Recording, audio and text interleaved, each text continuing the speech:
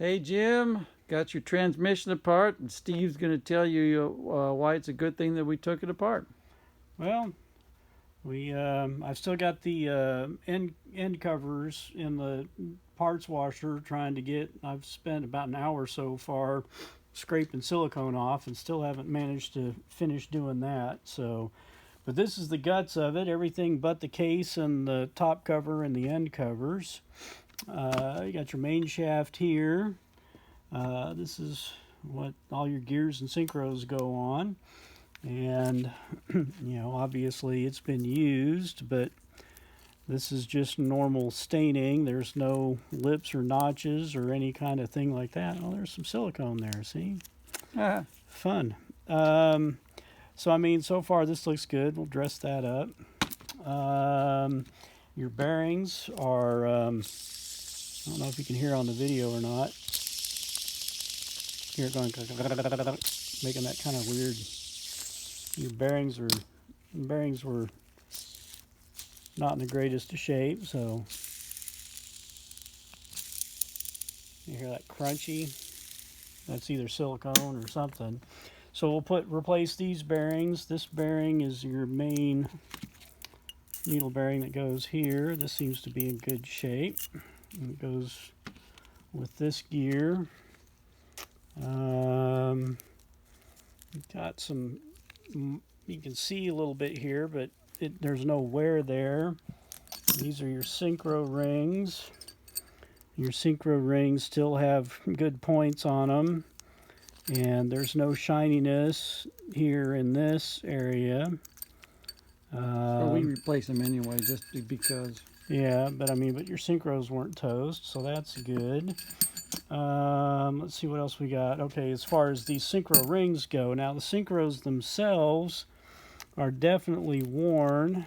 Let me get my little pointer stick here.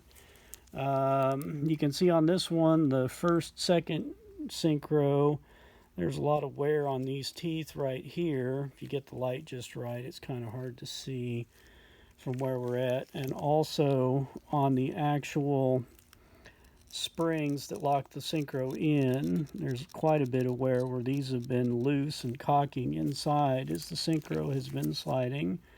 You can see the scoring on all three of these. So we're going to price synchros. This is your third, fourth one. This one's got more noticeable wear on the teeth here.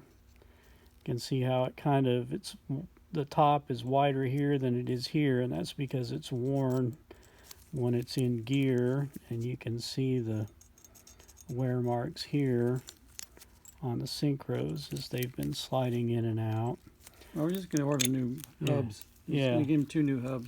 So we're going to address that as part of the deal. You've got all your shims here. I've been trying to clean all the silicone off of these. These shim all your different bearing stacks, and these have been kind of warped and abused. But we've got all this stuff in inventory for setting everything up. Reverse gear shaft. This has no play in it. Seems like it's in good shape. This is the counter shaft assembly. It's solid. It doesn't seem to have any chunks or gashes or gouges in it. And the clusters are all nice and tight where it presses together, so that's good. Input shaft. Don't see anything scary or alarming on it. The bearing that goes in it seems to be serviceable. This fits together, ends up in the transmission like this, believe it or not. Input on the engine here and gearbox output to the drive shaft here. Let's see what else we got here. That bolt, you mentioned. Oh yeah, bolt. this bolt, I don't know if you can see or not in the video. Yep, you can see it's shiny. You see it shining, you can see the grindages there. For some reason, the bolts on the tail shaft housing, somebody ground the heads down to about half thickness. I have no idea why. I guess they thought they were trying to make clearance against the drive shaft or something, but you don't need to do that. And That's just a normal bolt. It's yeah, not. It's supposed to be a so normal bolt. yeah, we'll put it back together with the correct hardware when we work on it. And yeah. When we took it apart, all of these lock rings were in bolt nuts. Well, I forget what we call these. Well, yeah. This is a groove nut, and this is the lock ring that goes on. Yeah. But, Anyways, these normally knock them, undo the lock tab pretty simply, and then they just unscrew. But we had to actually take these off with air chisels because they were seriously over tight and partially boogered up. So we're gonna have to replace this hardware. What else do we got? That's all I can think of. These bearings here, these are cool. And these little bearings. This is a split bearing. These actually fit inside the carrier. And you build this in place, and it actually goes in the middle right here.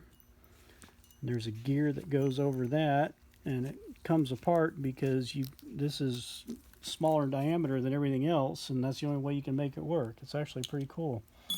One of my favorite little bearings. But that's in good shape. We use all that. check our key right here. Usually they get a little wear on this key. Yeah, and that key actually looks, you can see just a hint on the very, very ends, but it's in amazingly good shape considering. Right, they were in here, but I'm not sure they exactly knew what they were doing. Yeah, that's the deal. I think they took it apart and kind of cleaned it up and did a few things and then put it back together, but didn't necessarily. That does have some scoring on it, though. Yeah, it does. Yeah, so it was loose. I think they basically just took it apart and then put it back together with some, I don't know. It is a strange compilation of this and that. Yeah, because it's been apart, but it doesn't look like it's been made new again. So that's what we're going to do. All right. Can't think of anything else. Can you think of anything else? Nope. That's it. Well, right. In the parts. Well, I was thinking about the transmission number. Do we actually? Well, it's not important. Yeah. Not important. All right. Thanks. We'll sign off and we'll forge ahead.